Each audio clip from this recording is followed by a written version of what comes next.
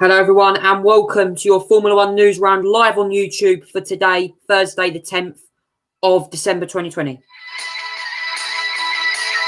We've got lots of news to talk about in this live stream, including the 2020 Abu Dhabi Grand Prix, the season finale of the Formula 1 season.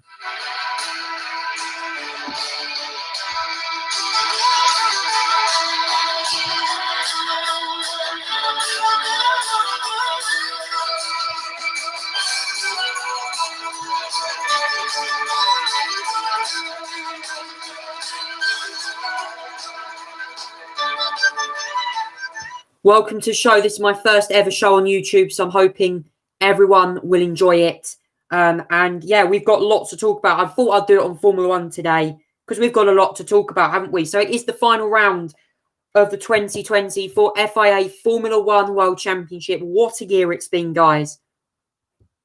We've had the coronavirus pandemic has really hit the sport this year, has COVID-19. Certainly, it was devastating what happened around the world.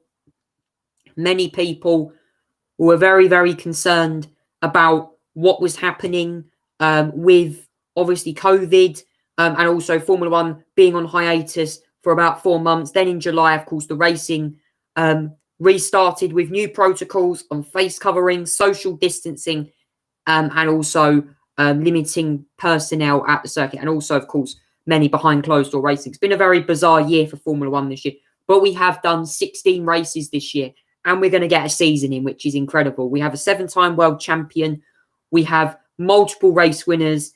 And of course, we have got the Abu Dhabi Grand Prix this weekend. Now, this news round I'm going to be doing is going to be looking at all the latest Formula 1 news from around the world. Now, I want to quickly start by giving you guys an update regarding one of the drivers whilst we're here. And that, of course, is going to be Lewis Hamilton. Now, the other week, just after the Bahrain Grand Prix at the start of December, it was confirmed that Lewis Hamilton, a Mercedes Formula 1 driver and also 7-time F1 world champion, had tested positive for COVID-19. Very sad and very upsetting news to hear that the world champion Lewis Hamilton has tested positive for coronavirus.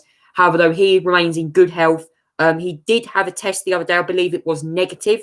George Russell still took the press conference for today, and he will most likely sit in tomorrow during FP1 and FP2. But Hamilton is set to be back on Saturday. But it's a very tight schedule for Lewis Hamilton because only if he gets a negative test can he fly out from Bahrain to Abu Dhabi so that he can actually race this weekend. And it's a big race this weekend because we have got the final round of the season at Yas Marina circuit here in Abu Dhabi. It's a beautiful circuit, very picturesque, looks amazing. Not as good to drive as it is to look at, would be my opinion. This circuit is littered with tight corners, very difficult to pass on this circuit, except you can get down the long back straight if you possibly can. So, yeah, it's going to be very, very interesting. Now, obviously, regarding with this weekend, I just want to quickly go over for you now the Yas Marina circuit whilst I'm here. So the circuit in total will have 21 corners. It will have 21 turns. And I believe it is it's over 3 miles long. Something like 3.6 miles long is according to Formula 1's actual sources. This circuit, of course, is long. But we will be expecting 55 laps of Yas Marina circuit, 55 laps of Yas Marina. Here it is for you here. So it's 5.544 kilometers long. We're going to have 55 laps.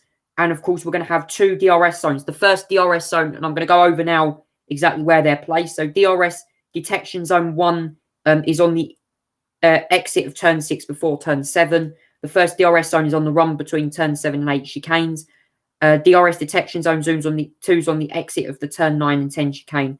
And the second DRS zone is on the run down from turn 10 to turn 11 on that second long back straight as well. And there are 21 corners. So drivers and teams will start launching themselves off into turn 1, then into turn 2, which is a very quick left-right sequence of corners, up through the gears into 7th gear, nearly into 8th gear as they approach turn 5 and 6. Very quick sweeping left and right-hand corners. Very difficult on the front, on the rear tyres, and certainly the fronts as well. You've then got a twisty section followed by the turn 7 hairpin, which is the slowest corner on the circuit. You then head down a long back straight into a very heavy braking zone from turn 8. You'll be doing about 200 miles per hour, braking all the way down to just 45 for that corner. Very difficult as well, because lots of drivers do get so much understeer through this part. Through turn 9, we see a lot of drivers can get oversteer if they get the back end wrong, if they go too much high on the curb.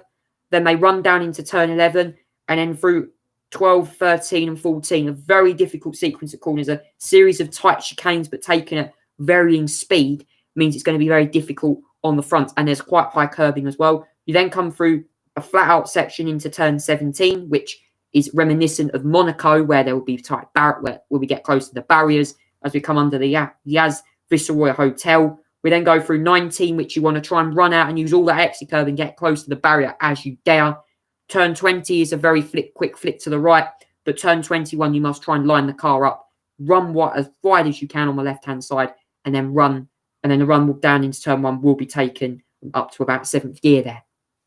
So that is the Abu Dhabi Grand Prix circuit. Yas Marina circuit calls that was a circuit guide from me as well. And of course, we know last weekend in the Sakir Grand Prix, Sergio Perez won that race after Mercedes had a heartache with their pit stop, putting the wrong set of tyres on both George Russell and Valtteri Bottas's car, which meant George Russell finished well down the field.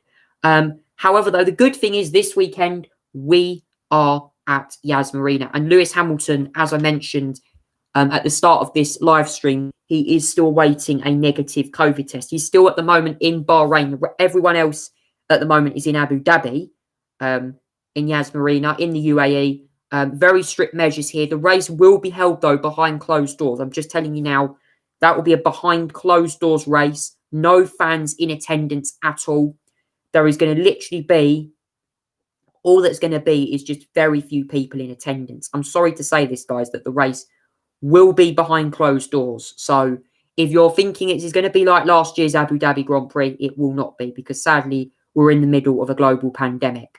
So please, everyone watching this video, and especially if you're in Abu Dhabi, Formula One will be adhering to very stringent protocols over in Yas Marina, on the Yas Marina circuit, and also in the UAE as well. Now, also in the now into the breaking news this week. So we've had the Abu Dhabi preview. Of course, this circuit opened in 2009. Of course, Lewis Hamilton is one of the most successful drivers here. But also, there was been some, and also with the Abu Dhabi Grand Prix as well, some classic final races. This circuit, of course, is the final race, was the final race of the 2009 season. It was the final race of the 2014 season between the two Mercedes. Lewis Hamilton winning the championship after Nico Rosberg hit a technical issue. However, in 2016, Lewis Hamilton slowed the field up, right down, bunched up the field, and Nico Rosberg ended up finishing in 3rd, which was enough for him to win the championship that year as well. And also in 2018, who could not forget the first lap lunge of Romain Grosjean down at turn 9.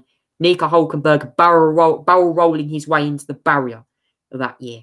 That was a pretty horrendous impact, should I say, down at turn 9 there as well. So this circuit will be a test. Not the best circuit to overtake on, but I'm hoping that this weekend's Abu Dhabi Grand Prix will live up to expectations. And I'm hoping it will be a great way to finish this pretty difficult year off on a high note. I'm glad Formula One are racing this weekend, because we really want some festive cheer. And it takes place in the fall as well. It takes place later than originally planned. It was meant to take place at the end of November. Of course, that got moved due to COVID-19. Of course, the pandemic, which meant that, of course, the race is now taking place on the 13th of December. This is the last free race, the third of the final triple headers of the season as well. Of course, we're in Bahrain now, we're in Abu Dhabi. So it's very interesting. Now we're going to move on to some of the latest news.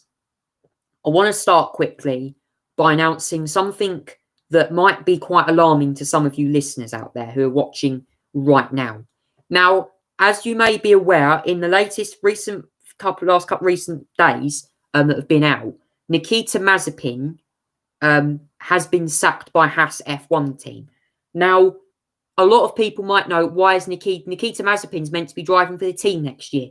Well, I can tell you guys what Nikita Mazepin done was extremely unlawful. And what he done was posted an inappropriate photograph on Instagram, which, of course, the FIA have dealt with. That was under investigation a couple of days ago. The FIA have dealt very swiftly with this. In fact, well done to them. And Nikita Mazepin has been temporarily suspended from Haas. He could even get the boot. And can I just say, guys, I am very, very livid and very disgusted with Nikita Mazepin's behaviour. This is not meant to happen. You've only just been promoted to Formula One, man. I honestly cannot say that this behaviour and this language is absolutely disrespectful. And it's absolutely foul. Honestly, drivers should be treated with respect. You should be treating the F1 community with respect and gratitude. And clearly what you have done is the complete opposite of that. You have shown no respect at all. And that is very disrespectful what you've done. And if you get booted out of that team, well, I can't blame you for that, because Formula One cannot tolerate that behaviour. So, well, what happens if Nikita Mazepin loses his seat next year? We know Mick Schumacher is in at Haas. Could Callum Ilott potentially get the shot at Haas next year? Because, of course, he finished runner-up in Formula 2 in this year's champion. I would love to see Callum Ilott at that team, but of course it depends if Nikita Mazepin retains that seat. And of course, Gunther Steiner, who was the team principal of Haas, absolutely condemned Nikita Mazepin's behaviour as totally unacceptable and totally disgraceful. And there is currently an urgent investigation underway into the cause of what happened. And of course, his alleged photograph on Instagram that got put on social media. And that will be investigated. And of course, Formula One have also reacted to that as well. It is shocking. Honestly, guys, you should not, if for any Formula One driver out there and to everyone watching this, please do not do any of this. Social media can be very risky sometimes, and we have to be really careful. Racing drivers are at the top of everyone's agenda. They're the top of the priority around the world. These guys go out there and race. People should not be doing this on social media. You could get banned. You could get banned from Instagram for doing this. It's so important to be very careful what you put on social media. You honestly have to be really careful what you do. So Formula One will not and can definitely not tolerate that behaviour. Now, as you may be aware, this news could shake up the driver lineup for next year. But of course, we don't know what's happening yet with Lewis Hamilton regarding his future at Mercedes, because of course Hamilton's still at the moment in quarantine. He is meant to come out of quarantine today, but he has to test negative first for COVID-19 before he can leave isolation in Bahrain. So we're keeping a close eye out on that. Well, whilst we're here is, of course, the Abu Dhabi Grand Prix weekend. So whilst I'm actually here with you guys now, I am actually going to play a very special video. And this is what Lando Norris had to say about McLaren, as he warns that Racing Point are extremely quick, as last weekend Sergio Perez took the victory in Sakir. This is what the Brit had to say after his press conference at the Abu Dhabi Grand Prix at Yas Marina. Take a listen now to Lando Norris chatting with Lawrence Barretto. Have a listen to this right now. Third in the championship. One race to go. Still up for grabs. What would it mean? It's up for grabs. It's, 10 points? 10 points. I think 10 points is a lot of points. It's possible, absolutely. But it's going to be quite something to achieve. Racing Point are extremely quick and have been all season. And I think we can be happy that we've managed to find them this far into the season, considering the advantage they've had at so many tracks. So, before the season began, when we were in Barcelona, we were almost thinking they were too far ahead of us, and we weren't going to be able to battle with them. And I guess they've kind of swapped in some ways with Ferrari. So we're still fourth, but we're beating Ferrari, but we're also getting beaten by another team.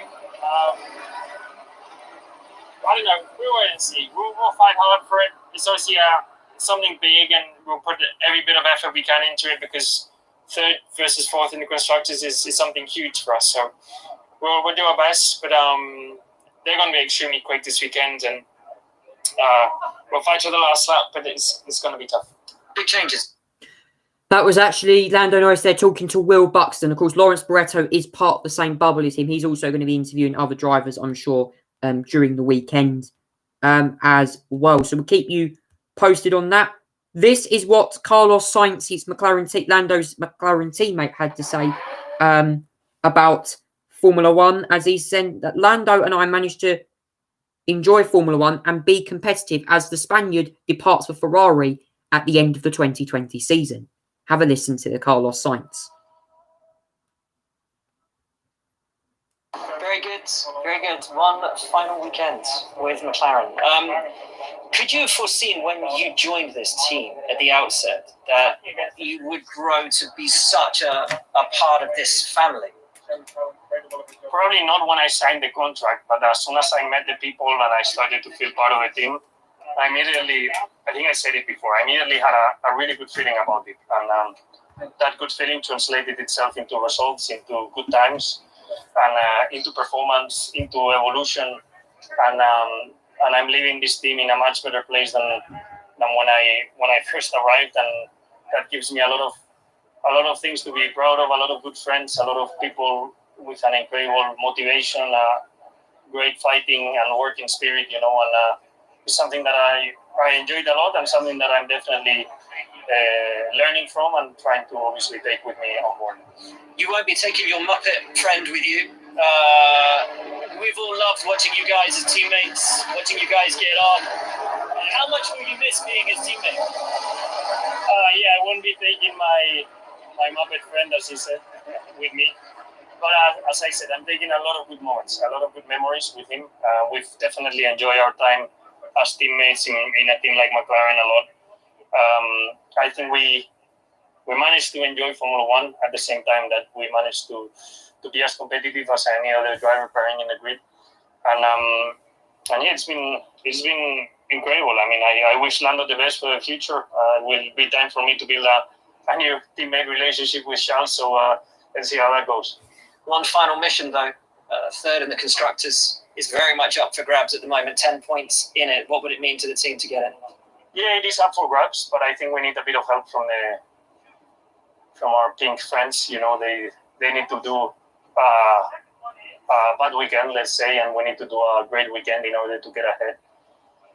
We somehow managed to stay in the battle the whole year, even though they've had a much quicker car than us. So if we are here in the fight, it still means everything is possible. And hopefully on Sunday we can still find a way to beat them, even if they, we know they have the better car. So yeah, it's been good fun.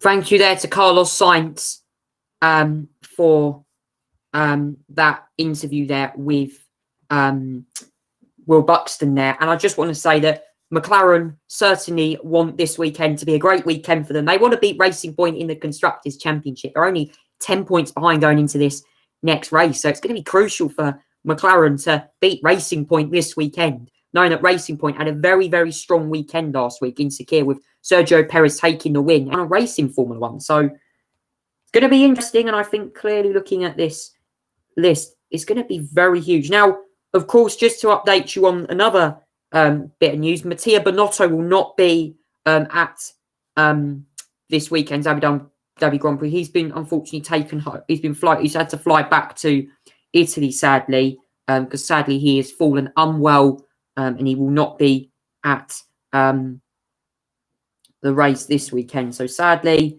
it is a shame, but I'm hoping that everyone wishes Mattia a good recovery, and I'm hoping that everyone knows he will feel fine. So, yeah, it's going to be very, very interesting to see exactly what's happening as well. Well, this is what... so we've got a couple more interviews I'm just going to play for you now. And the next one is Alex Albon, who talks about his season with Red Bull, saying negativity, a small price to pay for having one of the best jobs in the Formula One. This is what the Red Bull driver had to say whilst he was being interviewed today. So this is Alex Albon saying negativity at the Abu Dhabi Grand Prix today, earlier on.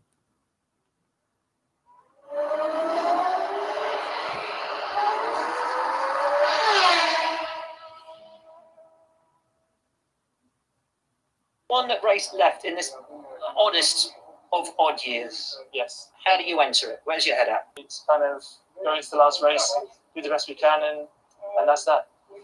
How do you come into a weekend when the media spotlight is so bright on you? And it has been all the way through the year. Do you read the reports? Do you look at social media? Because it must be hard to keep away from it. Yeah, I mean, it's very different this year because it's obviously it was on from the first race, and even when I didn't think it should be, it was, and then obviously it's kind of taken over. I mean, by this point, I'm so used to it; it doesn't actually affect me too much. Kind of stay away from it. Jack updates me on the latest forecast. You kind of wish you wouldn't. Exactly, and that's it really. Because on my side, it doesn't help. There's no performance in looking at it, Instagram or Twitter. So I try to stay away from it as much as I can, and that is honestly the best approach. Has it taken some of the fun out of it? I'd say possibly. I mean, it's never fun to see negativity everywhere you look, but it is part of the game, really. As I said, I mean, where I get the enjoyment from is, working with engineers, working with people close to me, and finding improvements. That's really where I find enjoyment. But we look at Romain Grosjean, and it's only now walking away after that accident that a fan base is turning around and saying, you know what, he was good actually, and shouldn't have treated him the way that we did. And it does feel sad that if you can't enjoy this thing that you've dreamt of for your whole life, that seems really tragic. Yeah, it's hard. And even with Roman at the start, I honestly thought, where does this all come from? Where's all this hate coming from? And as you said, I mean, things switch, everything switches. For instance, Pierre had a great, it's gone for the better, and it swings and it goes. But as I said, I mean, we're drivers, we're people, but we've got 20 of the best jobs in the world, in my opinion. It's a small price to pay, but I mean, it's not that I'm sitting here with the violin in my hand. I still enjoy what I do. Thank you to Alex Albon there. He says he has a violin in his hand. I'm sure many of you guys will be listening to that interview there. I'm now going to play for you a couple more interviews. This is what Max Verstappen had to say, as he mentioned in an interview, deal with the situation you are in. This was Max Verstappen talking to the media ahead of the Formula One Abu Dhabi Grand Prix. Have a listen. When you look back on this year, will it be one of growth, of achievement? Perhaps will it be one of disappointment, given how high expectations were going into Austria? The first one, to be honest. You cannot force anything in life, I think, and in racing. So you just have to deal with the situation you're in, and I think we've done that quite well. Of course, as a team, we wanted to fight for the championship, which didn't work. But yeah, it's what it is. You cannot change it now. I think still as a team, we did a good job. We managed, I think, to improve the car quite well. And besides that, we had good podiums, a race win. I think it could have been a few more with a bit of luck and no retirements. But again, it is what it is. But I hope that next year we can be a bit closer from the start. It's been a crazy year for everybody, but particularly having so many races condensed into such a short period. Has that given you the opportunity to immediately put into action what you've learned, or has it actually made a development a little harder? No, it's just that when you're a little bit off in the start of the season and, we went maybe a bit in the wrong direction, then, you lose immediately a lot of points in the championship, which you then, it's very painful for a championship fight. So it wasn't ideal for us, unfortunately. But we did learn a lot because, you keep driving and in the factory, the guys and girls, they are working very hard, of course, to bring new parts and test them. And yeah, I think, in the end we found our way, and I think the car definitely is improving. Some things we couldn't change throughout this season, which we hopefully will change for next season, and yeah, hopefully again that will just bring us a bit closer to Mercedes. The identity of your teammate remains a mystery to us anyway for next season. To you as too. Do you get any input on that? Did the team ever talk to you and say, "Listen, we've got these two guys in contention"? Well, I mean, I know.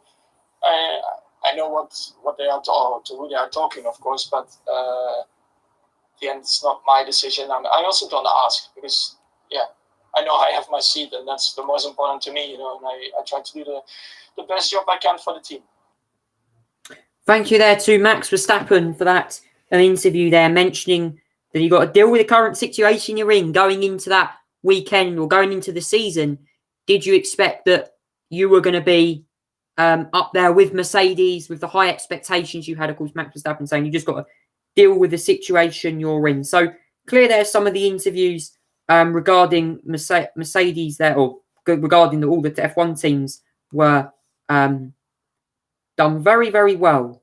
I'm very much sure that was done to an advantage as well. So it's clear that we are in for a absolutely great weekend, should I say, with all the F1 teams going to the Abu Dhabi Grand Prix. And before we finish, I'm going to take you on a lap of Abu Dhabi, and no better way to do that lap with an onboard hot lap, or an onboard flying lap, should I say, of the circuit. So Yas Marina circuit, George Russell will take you on board a lap of Yas Marina. I'm George Russell. And have a listen to this.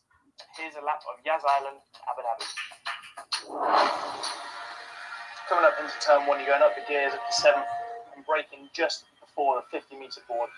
Just missing the inside curb and running all over the exit curb before the flat-out turns 2 and 3 before exiting into the tight left-hander of turn 5.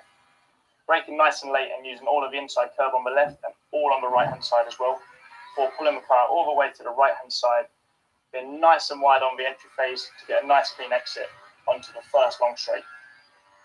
Coming up to the DRS zone, you open the button to open the flap at the rear, getting the speed up to about 330 kilometers an hour before braking up 100 meters forward into turn 9.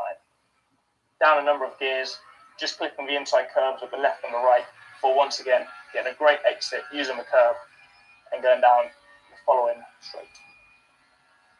Once again, you want to be braking as late as possible into the chicane just before the 100-meter board, clipping the inside curb on the left before trying to straight line the chicane as much as possible and using as minimum curb on the exit as you can.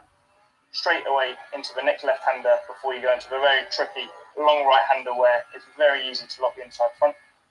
Once again, braking nice and late, kissing the inside curb, pulling the car over to the right-hand side for once again clipping the left and this next left again, just clipping that inside curb before brushing right into the wall. High-speed right-hander to come to the end of this lap before running on the exit curb, carry loads of speed into the final corner as the line right away, and there you go. There's a lap of Abu Dhabi. Thank you, George Russell there. Of course, he was driving for Williams last year. He will be racing for Mercedes. He's racing for Mercedes at the moment. Of course, we'll keep you updated on Lewis Hamilton's health, but if Hamilton does return, he will be back at Williams for this weekend's event. Thank you so much for watching this Formula One Newsround live stream. Just to like to say that is all we've got time for today. I am Charlie Tolhurst. Thank you so much. And please don't forget to like and subscribe to this video if you want to get involved into my channel. I'll give you all the latest news regarding Formula One as soon as I get it. Take care, everyone. See you later. Goodbye.